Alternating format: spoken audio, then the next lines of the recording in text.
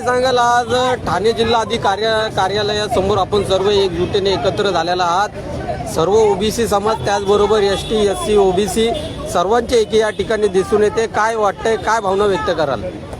सामाजिक समता आंदोलन या नावाखाली आज ठाणे जिल्ह्यातली सगळे समाज म्हणजे कुणबी असतील, आगरी, कोळी, वंजारी, भंडारी, जे नाभिक आहेत, धोबी, सुतार, लेबर फ्रंटचं, तसेच वेगवेगळ्या जातींच्या वेगवेगळ्या संघटना या ठिकाणी एकत्रित झालेल्या आहेत. महत्त्वाचा मुद्दा म्हणजे जातनीय जनगणना जी होत नाहीये, त्याबरोबर UGC बिल जे आहे त्याची अंमलबजावणी होत नाहीये आणि ह्या ठाण्यात ओबीसी मुलांचं आणि मुलींचं हॉस्टेल होत नाही. दिबा पाटलांचं नाव मुंबई विमानतळाला दिलं जात नाहीये. तसेच आज या ठिकाणी नागपूरला ज्या ठिकाणी आहे तसंच विविध ज्या सामाजिक संस्था आहेत त्या सर्व या ठिकाणी एकत्रित झाले आहेत. महत्वाचा उद्देश आहे की या सगळ्या समाजाच्या संघटना आहेत. प्रथमतः असं घडतंय की त्या सर्व एका छत्राखाली आलेल्या आहेत आणि हे पहिल्यांदाच घडतंय. प्रत्येक जण कोणी जात्यात आहे, कोणी सुपात आहे, प्रत्येक जण वेगवेगळ्या ठिकाणी भरडला जातोय. परंतु प्रत्येकाला जाणीव झालेली आहे की आपण एकत्रित येणं, एकत्रित लढा देणं, नाहीतर सर्वांची कुठे कुठे अलग अलग जे प्रत्येकाला तोडून जे त्यांचं हक्क, घटनेतले हक्क हिरावले जातात, ते एकत्रित येण्यासाठी या विविध संघटना या ठिकाणी आलेल्या आहेत. या ठिकाणी राष्ट्रवादी महासंघ, ठाणे शहर कुणबी समाज संघ, समानोती संघ मुंबई, मुरबाड शापूर रहिवासी संघ ठाणे, लहुजी सेना, शिवभीम फाउंडेशन, राष्ट्रीय Bahujan Samaj party, RPI secular, जन आंदोलन मंच, आदिवासी एकता परिषद, भूमिकन्या, भूमिपुत्र संस्था, नाथपंथी डवरी सभा, तसंच अखिल भारतीय विद्यार्थी संघटना, आंबेडकरी लॉयर्स फोरम, CPI अशा वेगवेगळ्या संघटनांचं हे एकत्रितकरण आणि प्रत्येक जण या ठिकाणी प्रातिनिधिक स्वरूपात आलेला आहे. त्यांच्या पाठीमागे खूप मोठी ताकद आहे. परंतु प्रातिनिधिक आज सुट्टीचा दिवस असला तरी या ठिकाणी आलेला आहे आणि जिल्हाधिकाऱ्यांना हे निवेदन देणार आहेत. धन्यवाद. नेमकं या ठिकाणी आपण आलात, या मागचा नेमका हेतू काय आहे? हेतू असा आहे की UGC बिल आहे त्याची अंमलबजावणी व्हायलाच पाहिजे आणि जातनीय जनगणना ती सुरू झालेली आहे परवापासून. त्याच्यात ओबीसींचा जातनीय जनगणना झाली पाहिजे. ती जर स्वतंत्रपणे झाली तर प्रत्येक घटकाचा जी संख्या आहे त्याप्रमाणे त्यांना नोकऱ्या, शैक्षणिक, तसंच त्यांना राजकीय आरक्षण दिलं जाईल. ज्यावेळेस सुप्रीम कोर्टात प्रश्न विचारला जातो तर तुम्हाला सवलती देण्याच्या बाबतीत तुमचा इम्पिरिकल डाटा उपलब्ध नाही, तो या उपलब्ध होईल, याच्यासाठी आमचं हे आंदोलन आहे. सर, आता आपण बघितलं की काही मराठा समाजाचे बांधव हे ओबीसी मध्ये विलीन झालेले आहेत. ते आता जे पोलीस भरती झाली, त्याचबरोबर MPSC या ज्या कॅटेगरीचं जे शिक्षण आहे यातनं ओबीसी माध्यमातून ते शिक्षण घेत आहेत. मराठा बांधव, त्याबद्दल काय सांगाल? मराठा बांधवांनी आजपर्यंत त्यांचं जे शैक्षणिक किंवा त्यांचा उच्च दर्जा नेहमीच राखलेला आहे आणि ते आज या ओबीसीच्या सवलती घेण्यासाठी ते कुणबी प्रमाणपत्र घेऊन आलेले आहेत. शासनाचा निर्णय आहे तो. परंतु त्याबरोबर हा बहुजन समाज, कुणबी समाज, ओबीसीमध्ये 350 जाते, त्यांच्यावर हा खूप मोठा अन्याय झालेला आहे आणि 50 वर्षापूर्वी परिस्थिती गरीब होती, खूप गरीब होती, अक्षरशः म्हणजे खायला धान्य नव्हतं. हा समाज आता कुठे सवलती मिळून आलेला आहे. सवलती म्हणजे काय तर त्यांच्या संख्येनुसार त्यांना ते आरक्षण आहे. यापूर्वी मराठा समाजाने त्यांना त्याप्रमाणे संपूर्ण ज्या संस्थांना म्हणा या ठिकाणी प्रत्येक ठिकाणी त्यांनी त्यांचं उच्च दर्जा राखलेलाच आहे. आता त्यांनी या ठिकाणी आलेले आहेत, परंतु इतर समाजावर अन्याय होत चाललेला आहे.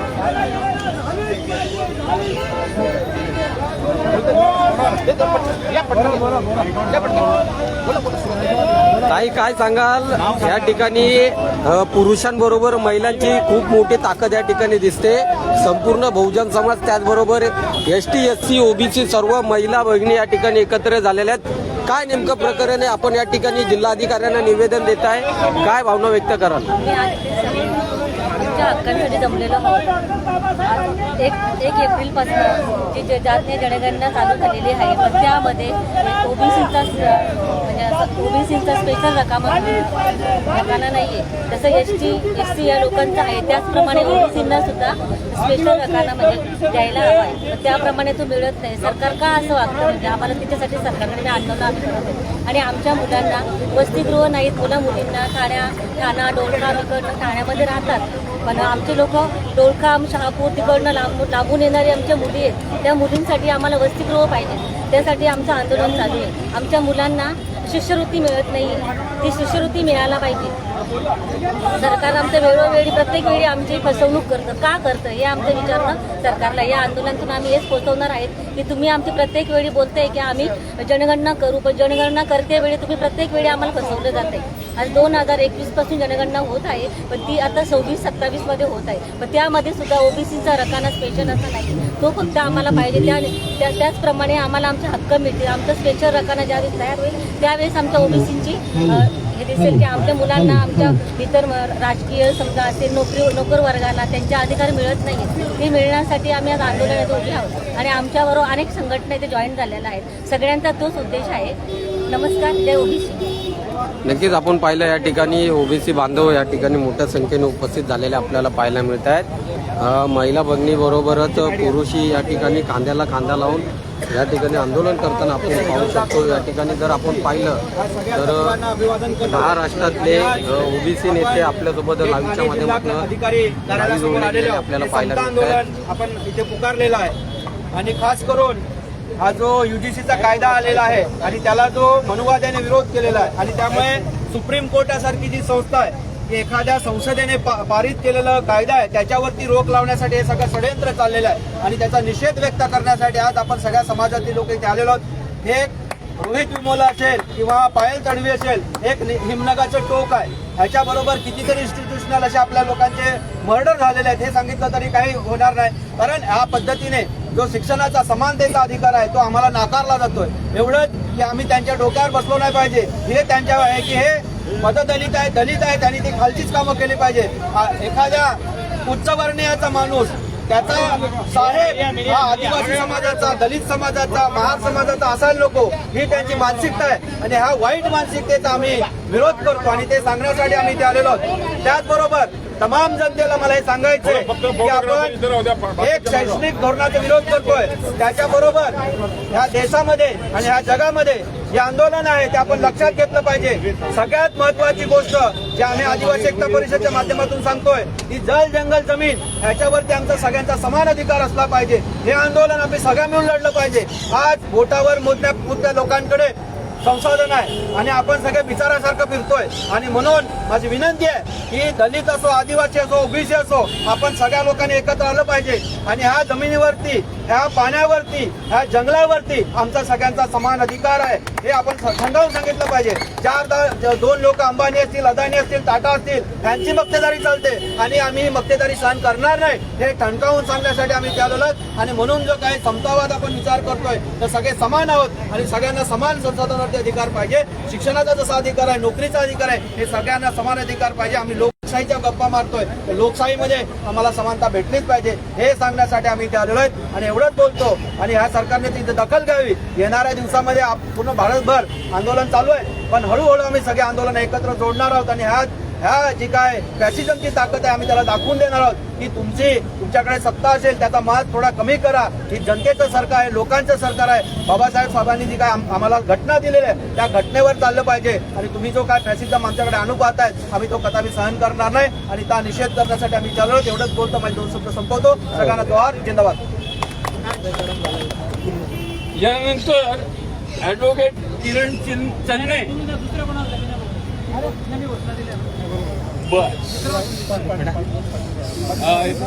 राजाराम पाटील यांना मी विनंती करतो 2 शब्द बोलू. असं चालू नाही का?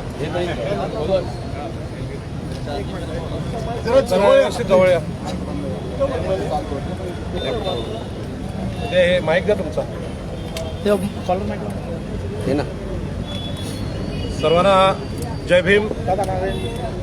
आजच्या या कार्यक्रमात मोठ्या संख्येने ठाणे, रायगड, पालघर इथून आलेले ओबीसी, SC, ST यांचं मी अभिनंदन करतो. त्यांच्यासाठी एकदा जोरात टाळ्या होऊ द्या. कलेक्टरपर्यंत टाळ्या गेल्या पाहिजेत. हा कार्यक्रम अत्यंत महत्त्वाचा आहे.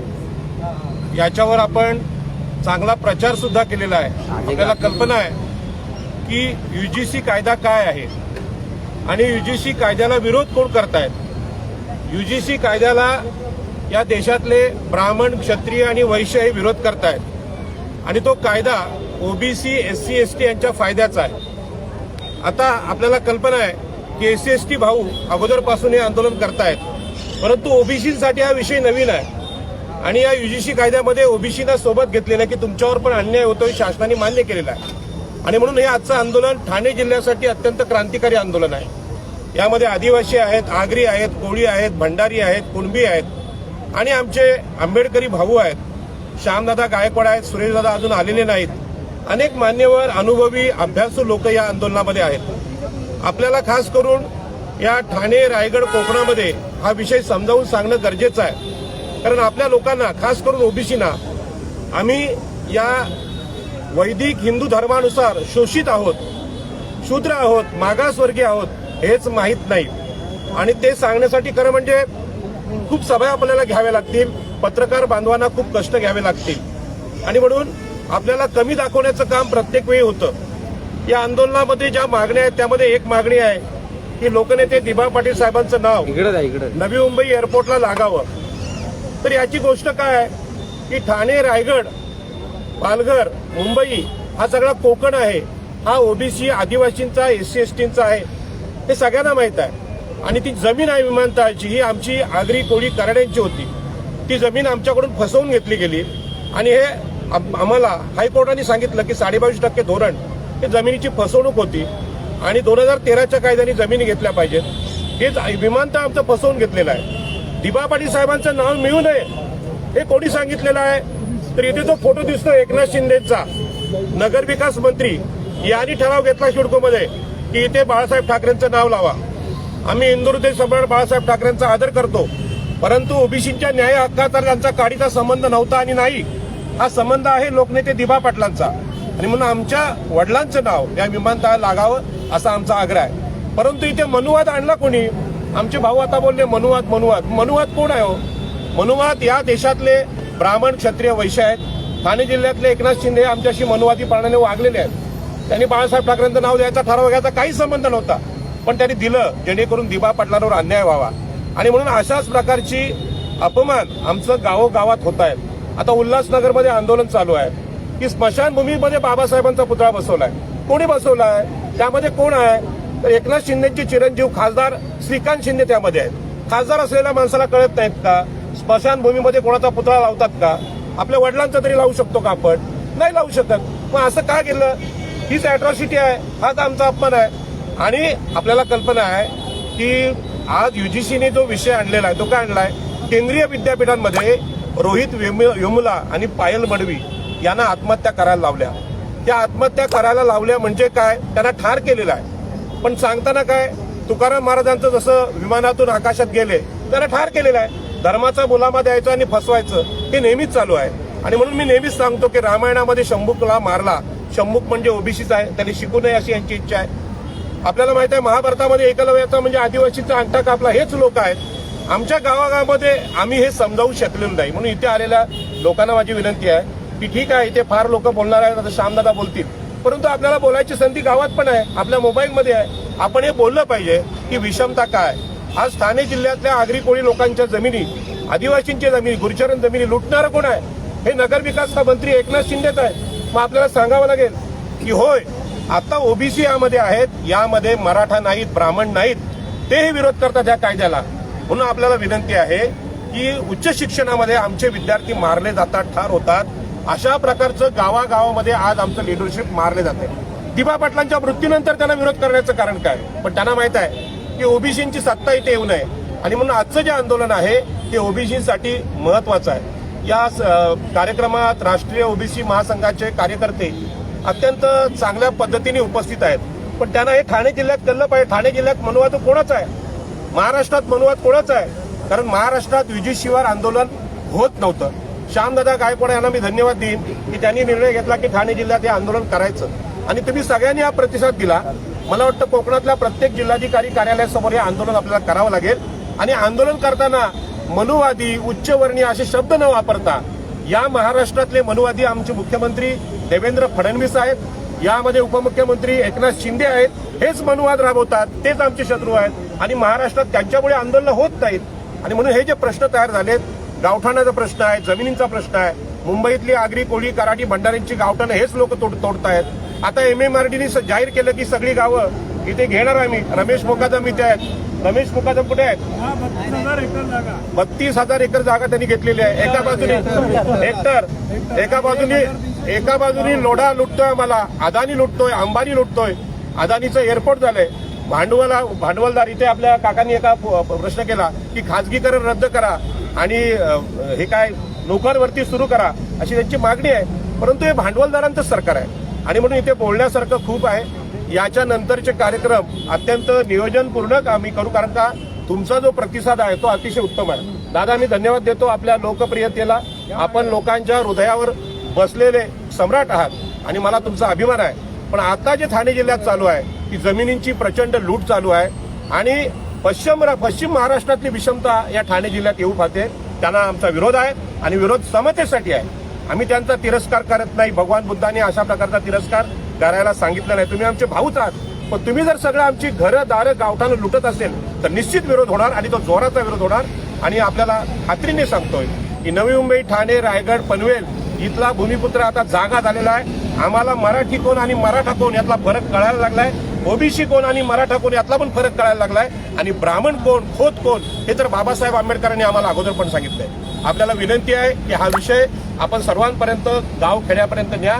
हा कार्यक्रम हा आदर्शाची सुरुवात आहे. गावागावात, आदिवासी पाड्यात आपण हे कार्यक्रम नेऊ आणि जेवढी आदिवासी गावठाणं आहेत ती संरक्षित करण्याचं आंदोलन आपण केलं पाहिजे. मला माहित आहे सगळ्यात जास्त फसवलं त्या आदिवासींना, एससी एसटीना. आमच्या जमिनी घेत आहेत ते हेच लोक. आणि हे प्रमाण इतकं भयानक आहे की इथल्या श्रीकांत शिंदे खासदारांनी चक्क बाबासाहेबांचं पुतळा तुम्ही स्मशानभूमीत बांधलात. याच्यापेक्षा अपमान कुठला असेल? म्हणजे हे कळत नसेल तर अशा माणसाला खासदारकीतून खाली खेचायची आणि त्याच्याविरुद्ध निवडणुका लढायची आमची तयारी असली पाहिजे असं मला वाटतं. पुन्हा एकदा सगळ्यांना धन्यवाद देतो आणि हे आंदोलन घराघरात पोहोचवा अशी आपल्याला विनंती. यूजीसी कायदा लागू करा, यूजीसी कायदा लागू करा. जात न्याय जनगणना झालीच पाहिजे. जात न्याय जनगणना झालीच पाहिजे. या ठिकाणी भारत मुक्ती मोर्चाचे जिल्हाध्यक्ष शैलेश साळवे हे दोन मिनिटं बोलतो. पहिलं दादांना द्या ना, तुम्ही घ्या ना. सर्व महापुरुषांना सर्वप्रथम त्रिवार अभिवादन. आज आपण समता आंदोलन अंतर्गत इथे जमलेलो आहोत.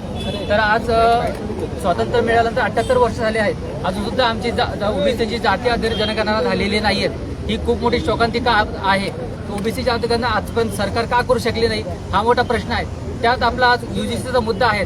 यूजीसीचा मुद्दा हा जाणून बुजून चुकीच्या पद्धतीने दाखवला जात आहे, कमजोर केला जात आहे, जेणेकरून लोकांना चुकीचा अर्थ जाईल. आणि जे समर्थनार्थ एकही व्हिडिओ आज आपल्याला तुम्हाला कोणत्या सोशल मीडियामध्ये किंवा कोणत्या टीव्ही माध्यमातून मिळणार नाही. तर हा खूप मोठं षडयंत्र मीडियाच्या माध्यमातून, सरकार माध्यमातून होत आहे. तर सर्वप्रथम जर ओबीसी जाती आधारित गणना झाली तर ओबीसीचे खरं प्रश्न सॉल्व्ह होतील, संसदेमध्ये जातील. आज ओबीसीचे खूप आमदार खासदार गेले प्रतिनिधी आहेत, पण खूप थोडेच प्रतिनिधी आहेत त्याचं ते समर्थन करतात. पण खूप सारे प्रतिनिधी असे आहेत पण त्याला ते हात घालत नाहीत. इथे आमच्या भारत मुक्ती मोर्चातर्फे आम्ही इथे समर्थन देतो आणि इथं बोलतो. धन्यवाद. यानंतर आपलं हे जे ज्यांनी रणसिंग फुंकण्यासाठी पहिला जोरदार पुढाकार घेतला दिसला पाहिजे. ते रिपब्लिकन पार्टी ऑफ इंडिया सेक्युलरचे अध्यक्ष श्यामदादा गायकवाड हे आपल्याला संबोधित. खाली घ्या जरा, माईक खाली घ्या.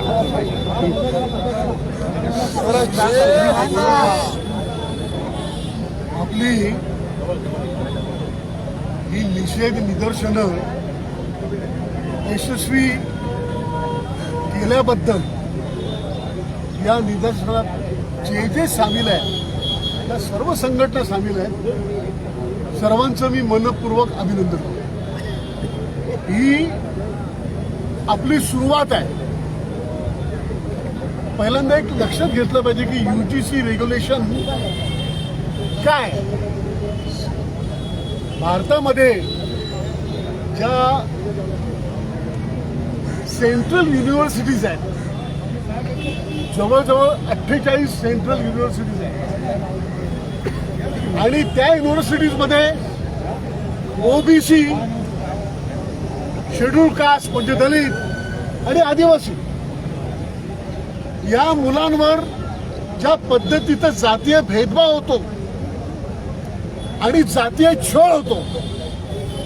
त्याच्यामुळेच रोहित वेमुलाला आत्महत्या करायला या संस्थांनी भाग पडले. त्याला आपण संस्थात्मक हत्या म्हणू. पायल तडवीचं तसंच झालं एका आदिवासी मुलीचं. या आत्महत्यांच्या मध्ये 2013 पासून तर 2023 पर्यंत या आत्महत्यांच्या प्रकरणांच्या मध्ये 65% वाढ झालेली आहे. अत्याचारांच्या मध्ये 118% वाढ झालेली आहे. आणि आपण मनाचं सांगत नाही आपण, तर नॅशनल क्राईम रिपोर्ट ब्युरोचा आधार घेऊन या देशाच्या शिक्षण मंत्र्यानं हे संसदेत सांगितलेलं आहे. काय परिस्थिती आहे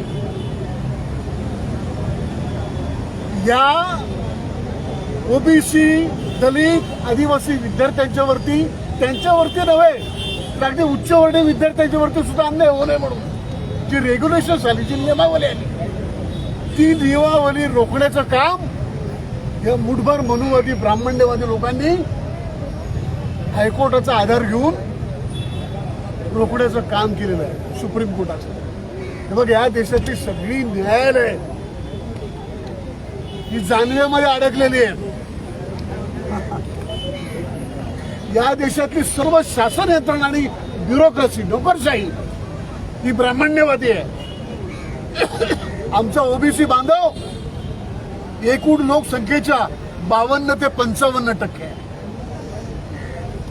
पण तो झोपलाय, त्याला झोपवलंय, तो लढला नाही असं नाही.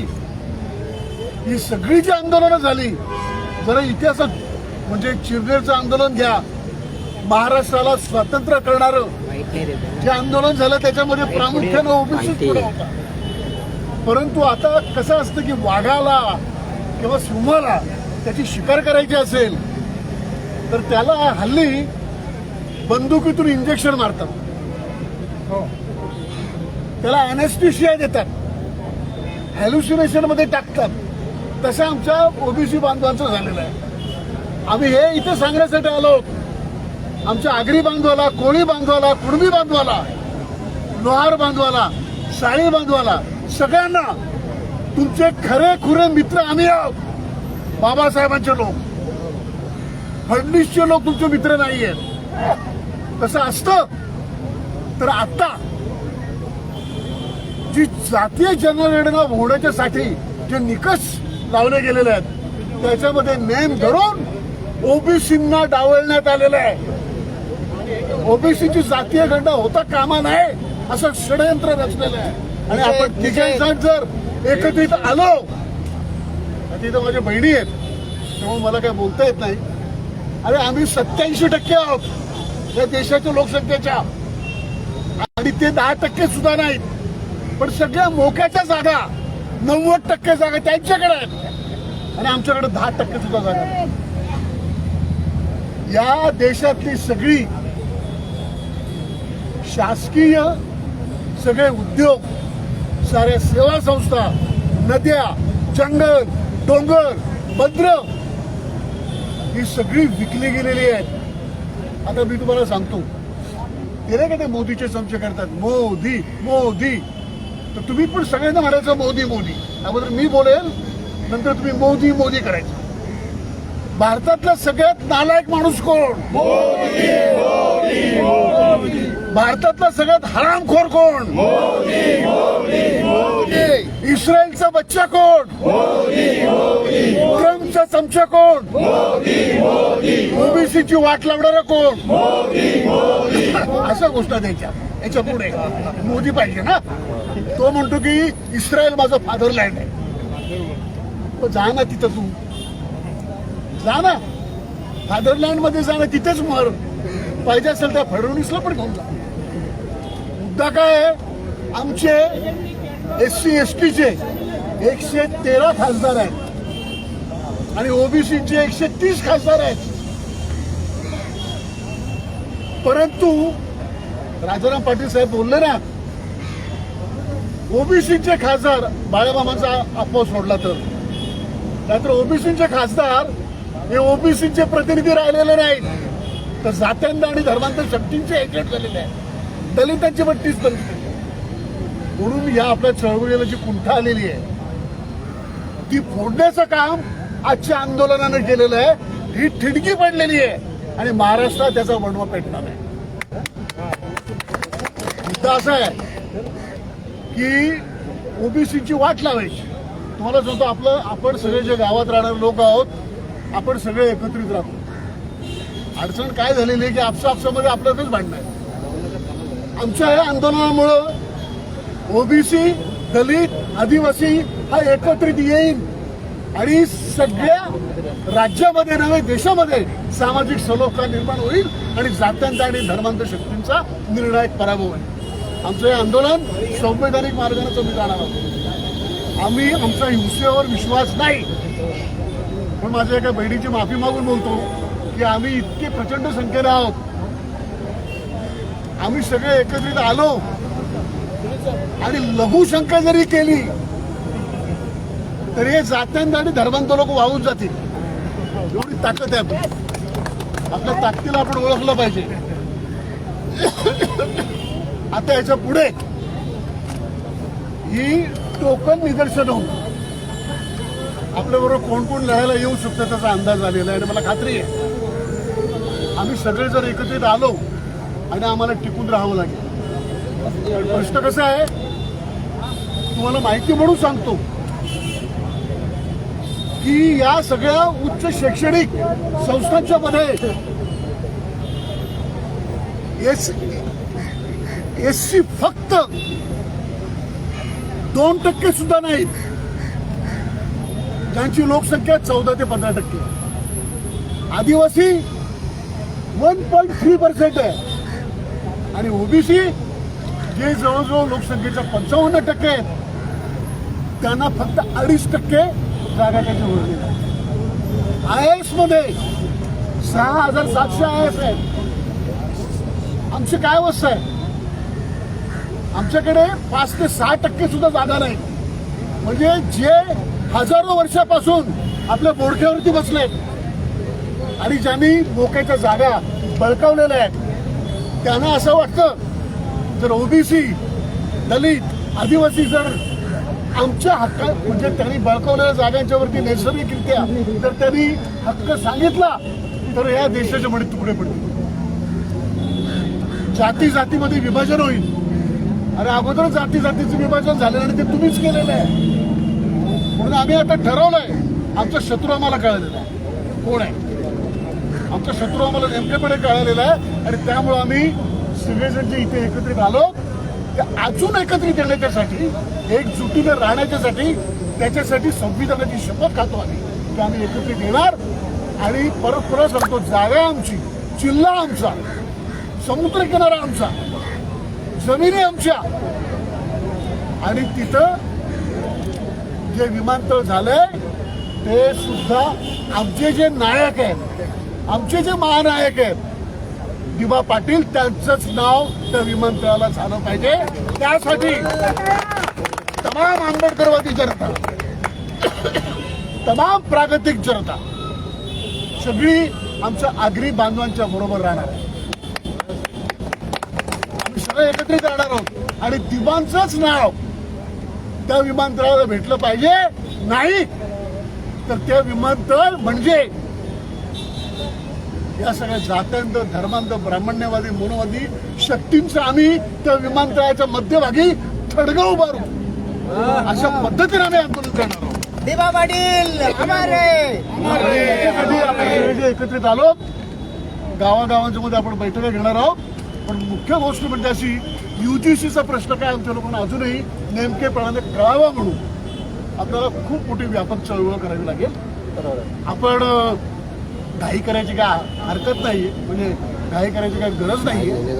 आपण याच महिन्यामध्ये एक राज्यव्यापी परिषद फक्त UGCच्या प्रश्नांवर आणि ओबीसीच्या प्रश्नांवर मुंबईमध्ये घेणार आहोत आणि UGCचं राष्ट्रीय स्वरूपामध्ये म्हणजे अगदी JNU मध्ये, दिल्ली युनिव्हर्सिटीमध्ये, लखनौमध्ये, बिहारमध्ये, पटनामध्ये, इलाहाबादमध्ये जे लोक आंदोलन करतायत, ज्याने आंदोलन पेटवलं त्या सगळ्यांना आपण मुंबईत बोलवणार.